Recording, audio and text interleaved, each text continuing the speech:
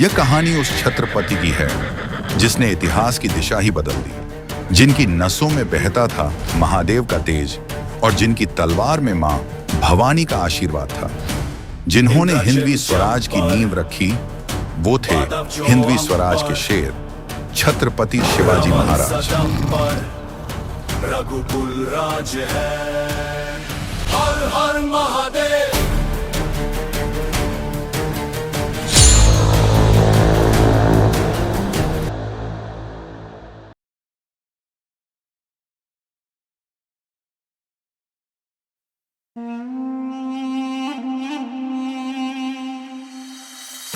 यह काफिर शिवाजी ने नाक में दम कर दिया है।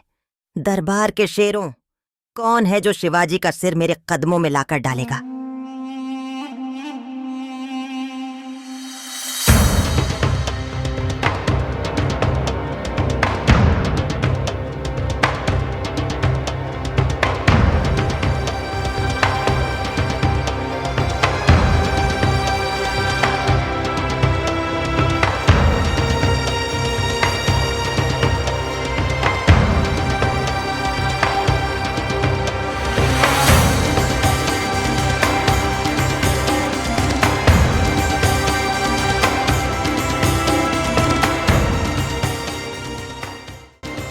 मैं लाऊंगा शिवाजी का सिर, मैं उसे जिंदा या मुर्दा कदमों में लाकर गिराऊं।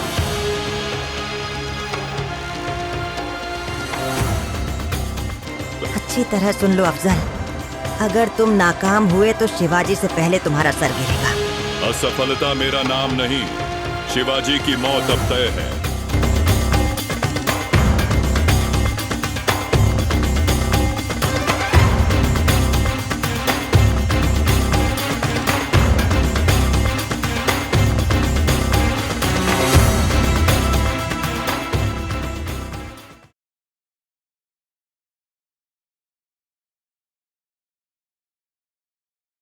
बीजापुर से रवाना होते समय अफजल खान के साथ था एक विशाल सैन्य बल, 20,000 सैनिक, तोपें, हाथी, घोड़े और तलवारों की गरजती हुई लहर। कोंकण की पहाड़ियों से गुजरते हुए उसकी नजर सिर्फ एक दुश्मन पर नहीं थी, उसकी मंशा थी शिवाजी महाराज की आत्मा को चोट पहुंचाने की।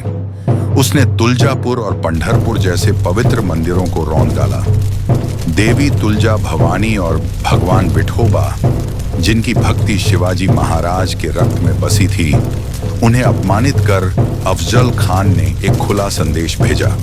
लेकिन मंदिर ही नहीं, रास्ते में गांव उजाड़े गए, निर्दोषों की हत्या हुई और औरतों की अस्मिता को रौंदा गया। अब ये सिर्फ एक युद्ध नहीं था, ये आस्था, संस्कृति और इंसानियत पर सीधा प्रहार था।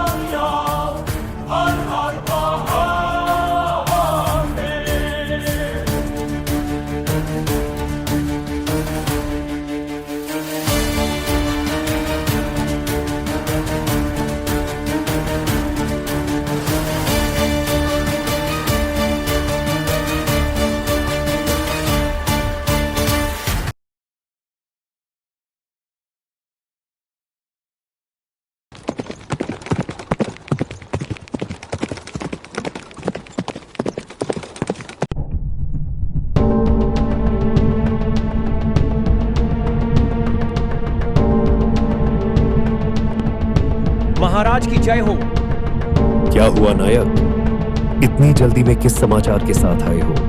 महाराज, अफजल खान कोंकण की धरती को रौंदता चला आ रहा है। तुलजापुर और पंढरपुर के मंदिरों को उसने ध्वस्त कर दिया है, गांवों को जलाया गया है, लोग भयभीत हैं। देवी तुलजा भवानी की भूमि पर कोई भी अत्याचार हम सहन नहीं करेंगे। अफजल खान ने न केवल मराठों को बल्कि हिंदवी स्वराज को ललकारा है। ये पंथ तुरंत एक विशेष बैठक बुलाओ। अब समय आ गया है कि अफजल खान को उसकी हद दिखाई जाए।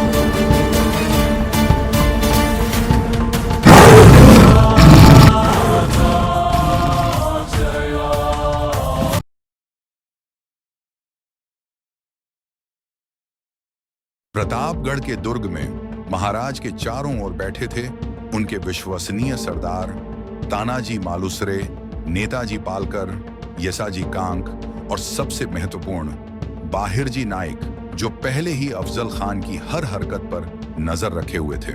महाराज ने एक शांतिपूर्ण भेंट का संदेश भिजवाने का निर्णय लिया। यह एक चतुर चाल थी।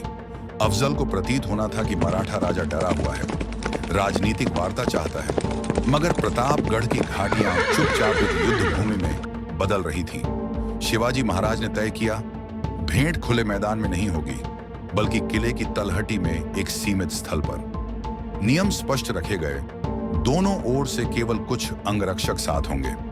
महाराज ने स्वयं बाघनक और कटियार को अपने अंग वस्त्रों में छिपा लिया। शांत दिखने वाली पोशाक के नीचे एक लोहे का कवच छुपा था। उनका चेहरा भले ही शांत था, मगर आंखों में न्याय की ज्वाला जल रही थी। प्रतापगढ़ की पगडंडियों, झाड़ियों और पत्थरों के पीछे सैकड़ों मराठा मावले तैनात कर दिए गए। संकेत मिलने भर की देर थी और सिंह की गरज उठेगी। अब युद्ध अफजल के अनुसार नहीं, शिवाजी महाराज की शर्तों पर लड़ा जाना था। प्रतापगढ़ अब इतिहास को मोड़ने वाला था।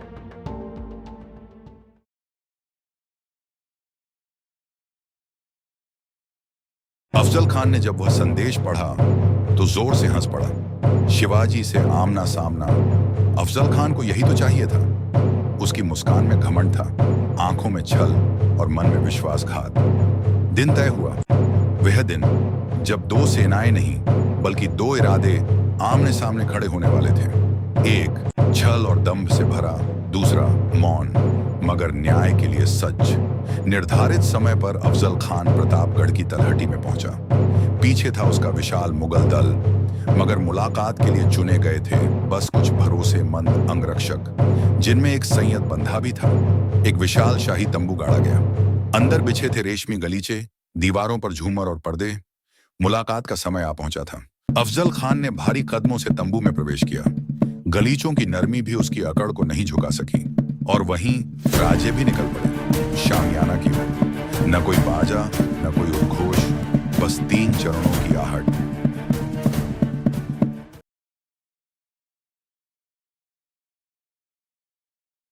अफजल खान उठा, अपने लंबे कदमों से आगे बढ़ा। शेर की तरह नहीं, बल्कि एक शिकारी की तरह। दूसरी ओर शिवाजी महाराज भी बढ़े।